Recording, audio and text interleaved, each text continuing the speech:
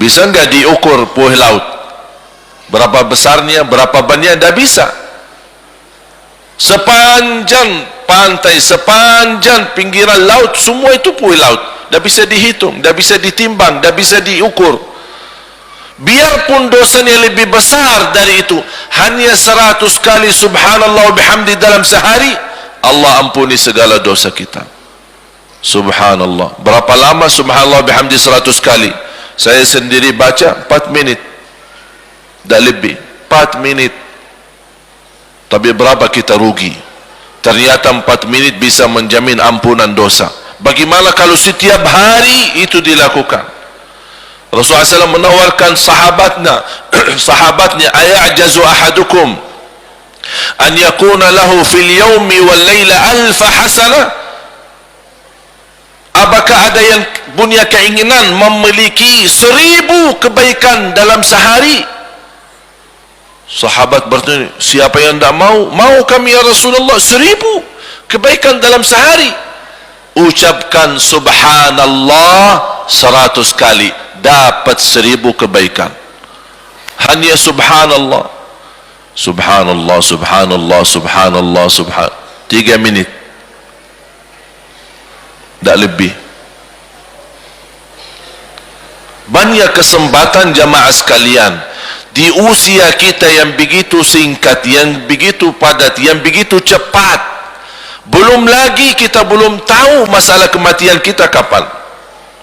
Ini hal yang biasa, sederhana, seperti zikir kepada Allah subhanahu wa ta'ala, sangat membantu mencapai usia yang panjang, tapi dalam usia taat, walaupun dalam usia hitungannya tidak panjang. Inilah yang Allah maksud, innal insana lafi khusr. Manusia memiliki banyak kesempatan untuk mengisi kebaikan, tapi mereka merugikan. Kalau lagi sakit, apa yang harus buat? Kalau lagi sakit, apa yang harus buat? Berobat kan? Berobat kan?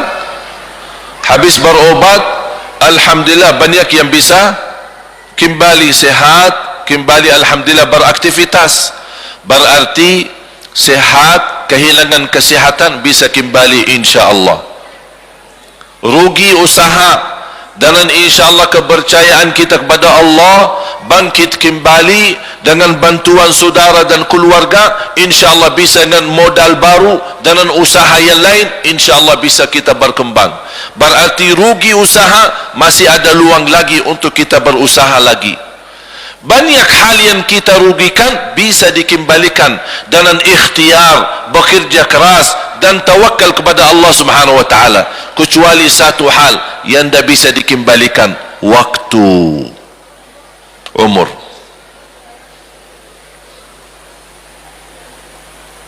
Malam tidak bisa tahajud, aduh rugi, kapan saya ganti? Tidak ada, sudah malam, tunggu malam besok. Kalau masih punya usia sampai malam besok. Makanya selalu saya sampaikan ke jemaah, jangan tinggalkan salat malam, walaupun 2 rakaat, tutup dengan witir. Karena salat malam tidak harus 8, salat malam tidak harus 10. Sedikit demi sedikit diistiqamahkan, lebih baik daripada banyak tapi terputus. Salat malam tidak harus tidur dulu. Sering saya sampaikan, kaget, katanya harus tidur dulu.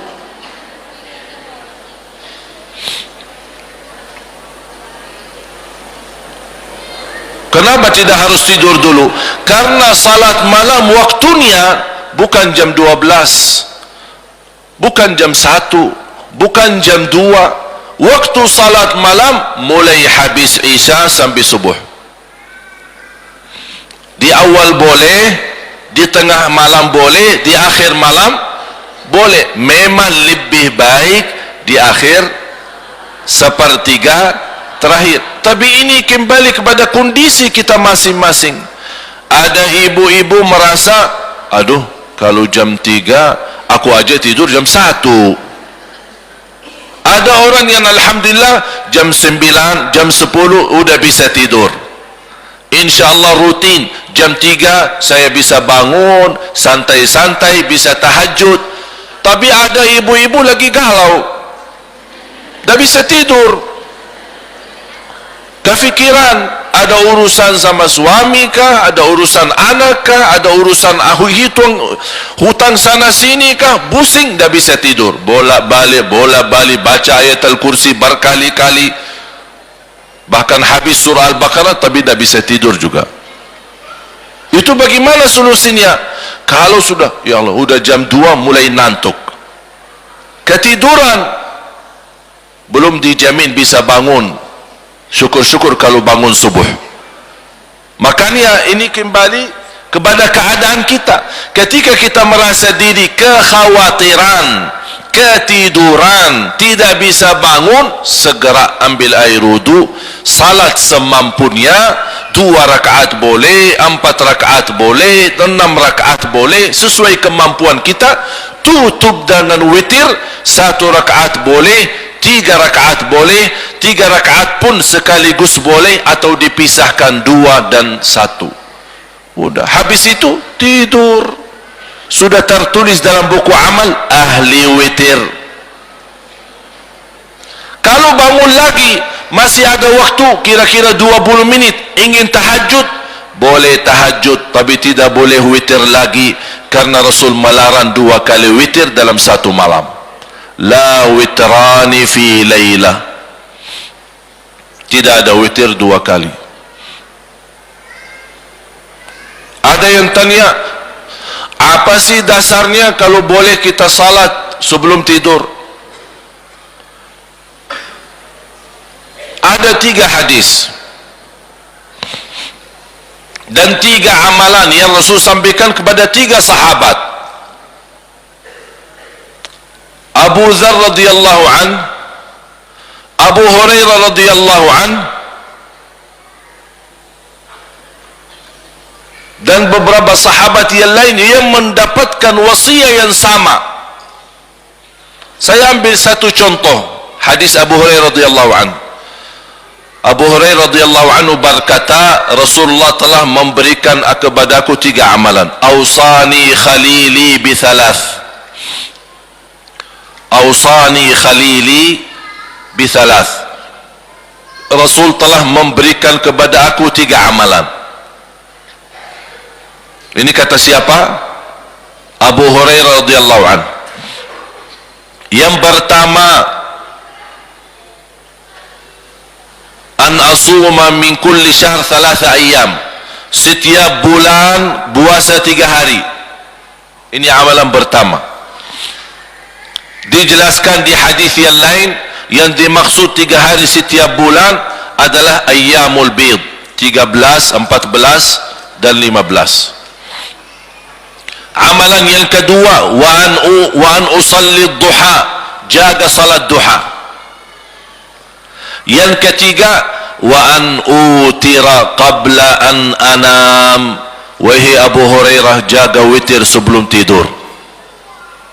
Ini wasiat Rasul kepada Abu Hurairah. Saya begitu baca hadis ini yang sahih, saya pun terkejut.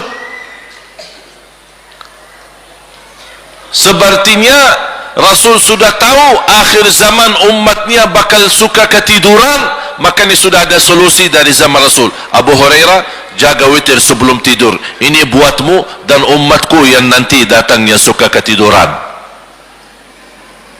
Udah, Rasul sudah kasih jawabannya. Daripada rugi, tidak sama sekali dapat pahalanya, Rasul SAW mengingatkan, innallaha witrun yuhibbul witr fa'awtiru. Allah maha witir, Allah cinta witir, jagalah witir.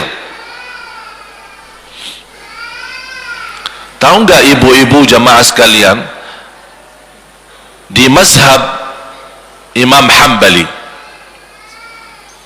ada satu pendapat di dalam mazhab Imam Hambali, orang yang tidak rutin salat witir tidak boleh jadi saksi nikah.